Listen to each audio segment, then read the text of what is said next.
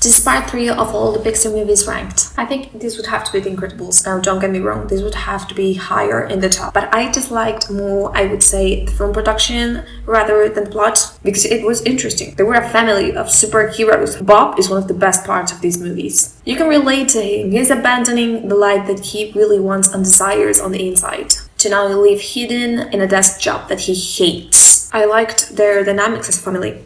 It was realistic, and Edna emote is unforgettable and so iconic. But what really put me off of this movie was the second half of it, when I am introduced to Syndrome. Not interesting at all. I think they deserve something better. So that's why it's in this position. But it's not a bad movie. Next is Toy Story. I told you I didn't hate Toy Story, and that's why it's ranked here. If friendship and loyalty was a character, it would be Woody. I loved his conflict in this movie. Now with the arrival of Buzz Lightyear, he feels threatened, but at the same time, he realizes that if he wants his buddy to be happy, he will do anything for him, even if it would mean being replaced. That movie felt more personal and emotional than others on this list, I would say. And don't even get me started on the aliens, because they are the cutest thing ever. Next is Elemental. Now, I have an emotional attachment to this one, because I remember I watched this one on my sister's birthday. So this one is kind of biased because I rewatched it and I didn't like it as much as first time. Amber and her family are excluded from society. There is this type of segregation of all the citizens that are fire elements, and you can feel that through her devotion to her family. Elemental describes the journey of immigration and cultural identity, while exploring self-discovery at the same time. Next on the list I have Cars 3.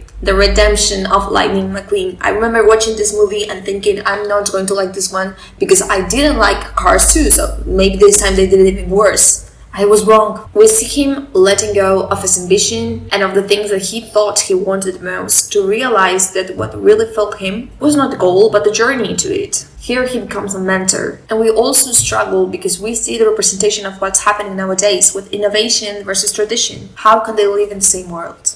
I love that about this movie. Next on the list is one I recently watched, Finding Nemo. I'm starting to regret this decision, but I'll stick with it.